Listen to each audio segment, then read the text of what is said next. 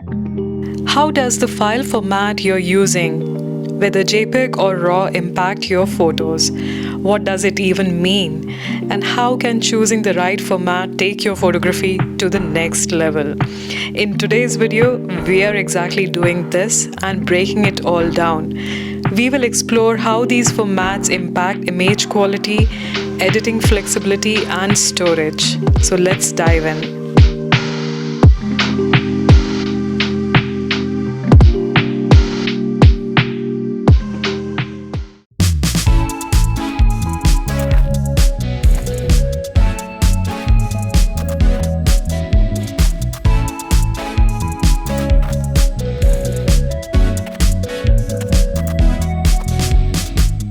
Hey everyone, and welcome back to my channel. I'm Anshu and I have been a photographer for over 15 years now. Now today I wanted to cover a topic which I feel is a little misunderstood by a lot of photographers, whether you're a beginner or you're an advanced, but I hope I am able to throw some light into this topic. So I wanted to discuss about the file format, the difference between JPEG and RAW file, and what are the pros and cons of shooting in either of the mode. So before we start, let's start with some of the basics between what's the difference between both file types. Now JPEG stands for Joint Photographic Expert Group, and this is the most common file format which you will find out there. Now the reason for its popularity is also because the file size is very small, so it is easy to share across different platforms and different devices. So most of the photos you see online are in JPEG format. And on the other hand, the RAW file is exactly what it says. It's the raw, uncompressed version of a photo, which actually is something you can go ahead and edit using any kind of a post-processing software. Now, RAW files will capture more details in photos and it will give you more flexibility in post-processing when you want to recover some of the details from the photo. Okay, now let's take some example and I will show you and compare JPEG and RAW file formats side by side, and we'll see what difference both the file formats have. Alright, I have an example here which has a lot of bright areas as well as a lot of dark areas which are in shadow, and instantly you can see the JPEG version is much better and the exposure seems to be better when compared to the RAW file. The reason for that is because the JPEG, the camera would have done some processing in the camera itself to the JPEG file, so that's why it looks much better. Now just to compare it maybe evenly, I'll try to increase the exposure on the RAW file, the one on the right, so that both the exposure gets matched. Now okay, probably, yeah, I think this should be okay. So I'm at 2.63, and unfortunately I cannot increase the exposure on the JPEG file because my RAW software, the NX Studio, doesn't let me do that. So on the JPEG file, I am not able to change the exposure. So let me show you in terms of the some of the areas what I can change. So I want to recover some of these highlight or the things which have gone completely out of exposure. It's been overexposed. So this area, the lamp area, let me zoom in. Let me try to recover some of the highlights here. So I will apply the same on the JPEG file as well.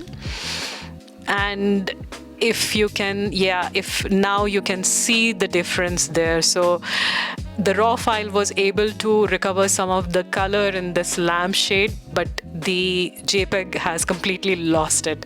So I can only see two colors there basically, and they are like some blotches of white and yellow.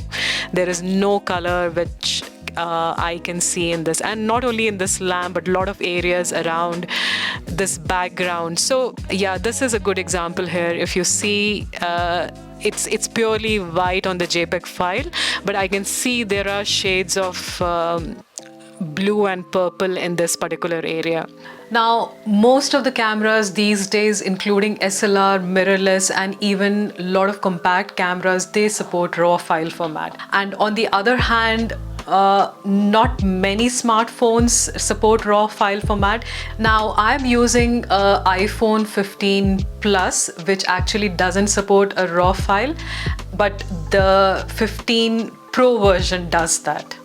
And the good thing about a lot of cameras these days are also that they will give you an option to shoot both in RAW and JPEG at the same time. So just to summarize, what's the difference between JPEG and RAW?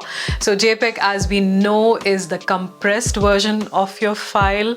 So it will do a lot of post-processing within the camera itself, and it is very difficult to recover some of these edits when you're trying to post-process in the software itself.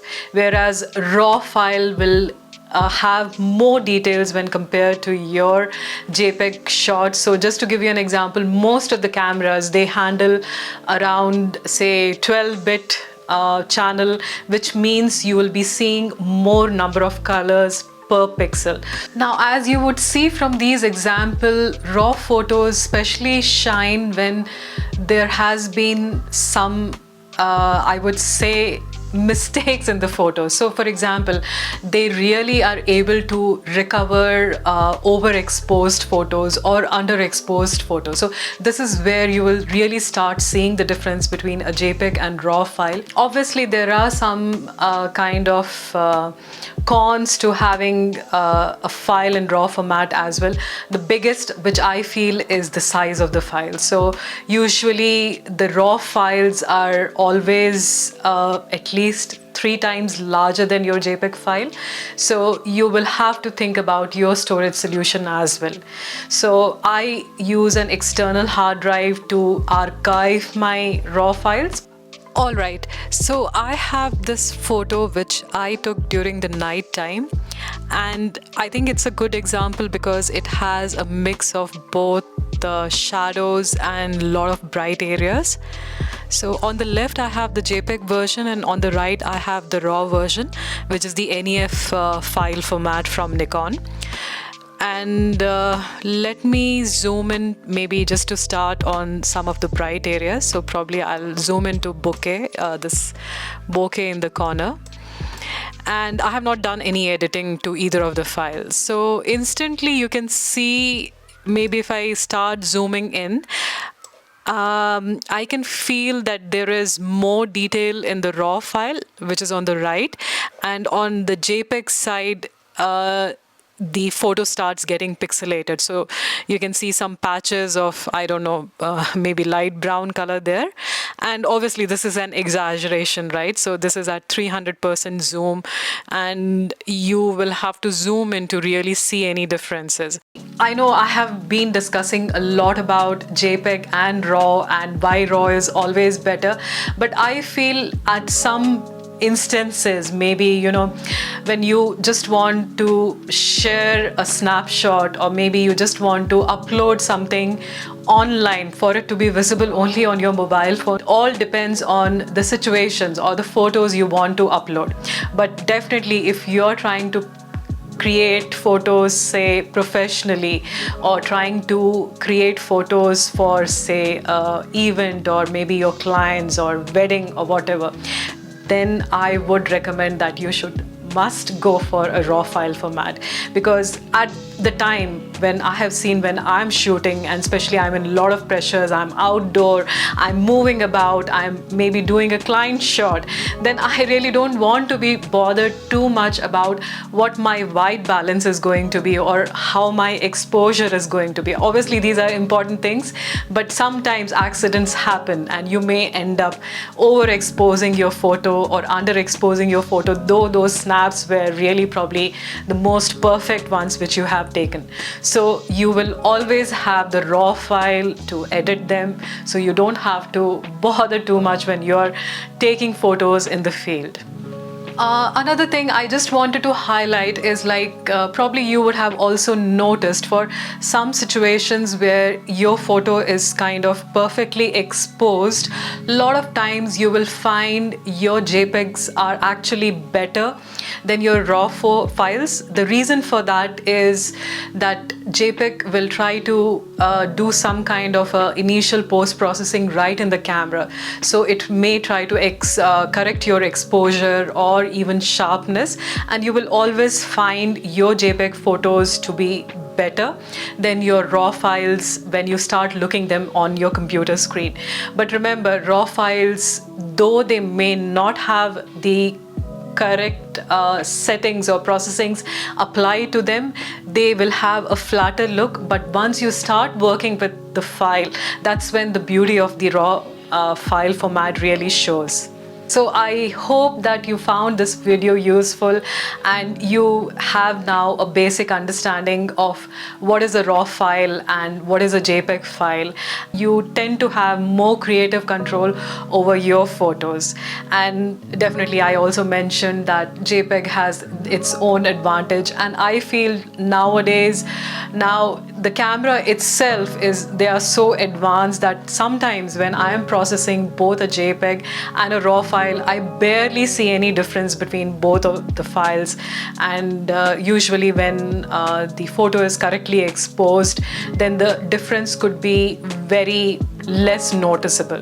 So it's all up to you. It's all up to your use case and scenarios in which you want to shoot photos, but definitely do give RAW files a try, and hopefully you can see the difference.